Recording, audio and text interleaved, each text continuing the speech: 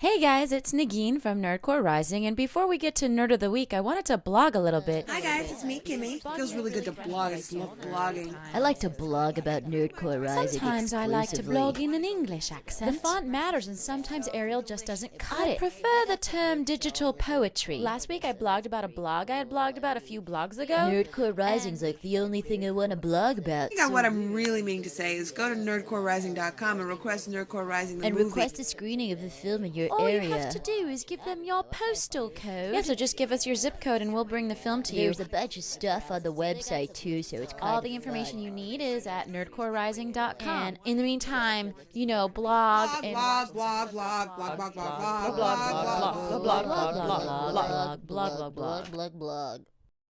Nerd of the week. Nerd of the week.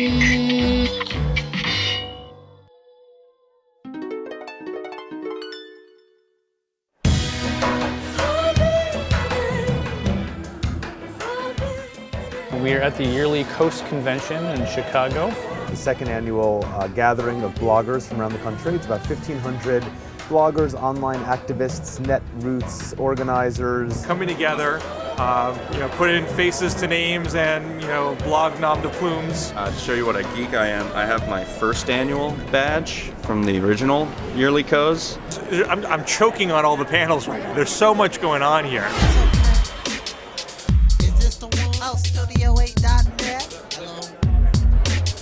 My name is Marcos Molitzis, and I am a writer. I started in early 2002 at a time when it was very, very politically stifling to talk about progressive issues. I mean, we're talking about the end of the Afghanistan war, the run-up to the Iraq war, and criticizing the president on anything, whether foreign or domestic, was considered to be treasonous, unpatriotic.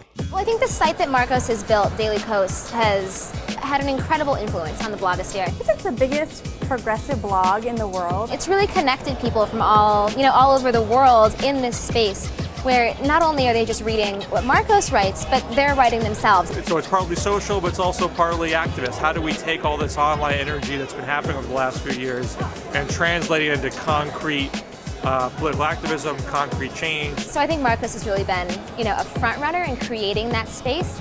But I think at this point, the space has almost kind of taken a life of its own. You don't want to have just an echo chamber where you just got a bunch of people chatting online. You want to actually translate into something that's tangible. And so everyone's here knocking their heads together, figuring that out. Anybody can start a blog, and almost everybody does.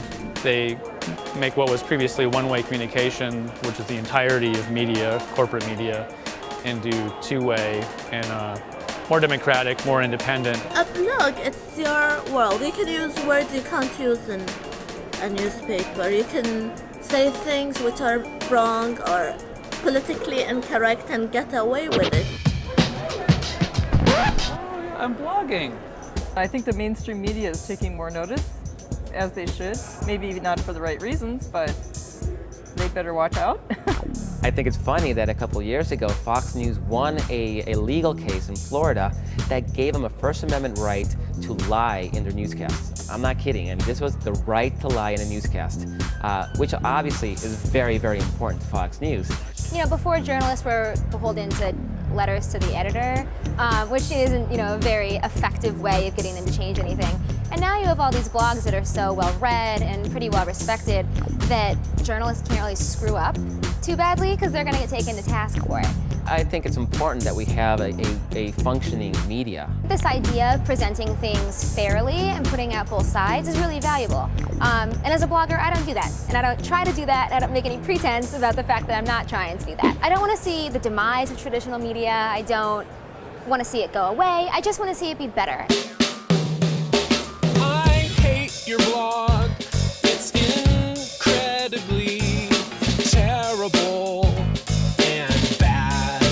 I hate your blog. Workinglife.org. HuffingtonPost.com. Seeingtheforest.com. Politics.com. Silly Bahraini Girls. dot-blogspot.com. Daily Kos today gets between 500,000 and 1 million visitors a day. Well, Rocket Boom is ginormous. Their audience is bigger than some cable TV shows. Somewhere in the order between 1,500 and 2,000 hits a week. Almost nobody reads it, but I still obsessively blog there.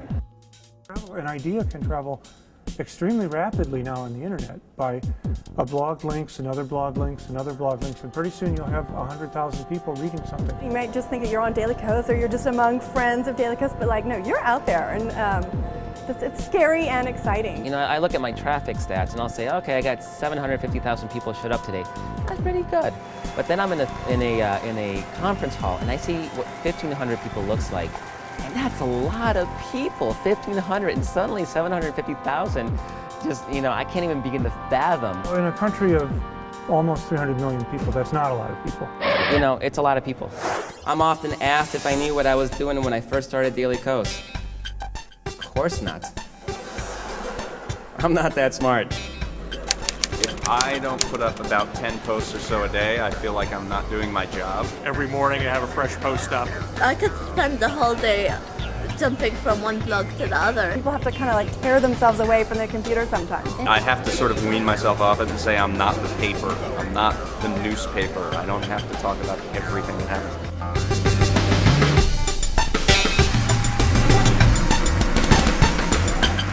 Andrew here just interviewed General Wesley Clark, and I filmed it, and now I am editing it in Final Cut Pro, and then when I'm done with that, I'm going to post it up on YouTube and then put it on our site. A blogger nerd, you know, it's someone who is taping himself doing really mundane, stupid things because he thinks people will be interested in watching it, which I certainly do.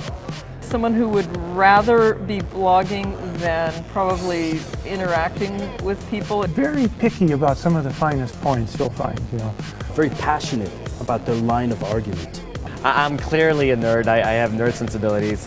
Maybe geek is a nicer word. So I think bloggers are kind of like full of themselves nerds, and I include myself in that, totally.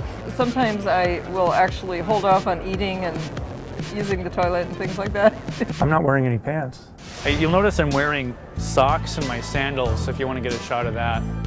You hit the little button and it says publish. And when you go from draft to publish, you're like, Karl Rove could be looking at this, you know? That's pretty addictive. And it's not that just that I spend 16 hours in front of a computer. I actually like spending 16 hours in front of a computer. What you really have here are just people who are civically engaged, and granted there's some inherent nerdiness factor with that. Actually, the bloggers are a very diverse group of people. The nerdness, see, I looked at my screen. Can't keep away. YearlyKos is a place where we all come to party. I just think in terms of sustaining the kind of momentum and connection that people feel in the blogosphere, this is a great way to kind of keep that going and magnify it.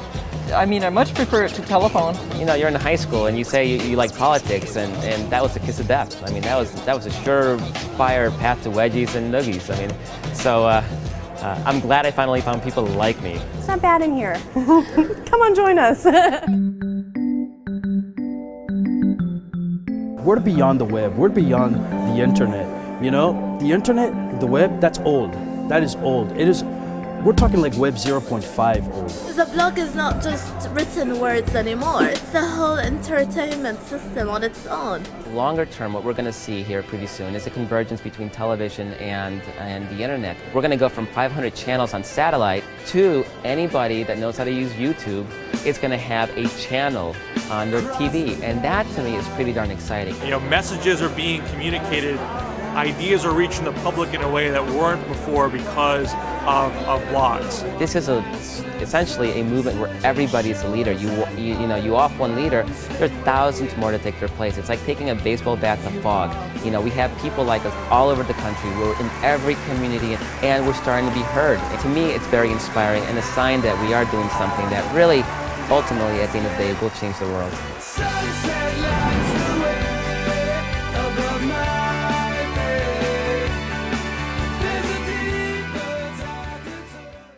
Don't forget to go to nerdcorerising.com. Check out all our content. Request the movie. Yeah, so you can check out what's going on the website. Donate if you feel like you want Donate, to, or because if we're you pretty can. broke over here. But whatever, asking for money is quite silly, isn't it? No, that's not whatever. something. Just, I mean, we're not asking for money. We wouldn't beg for money. No, that's crazy. No, it's just like, if you have, I wouldn't.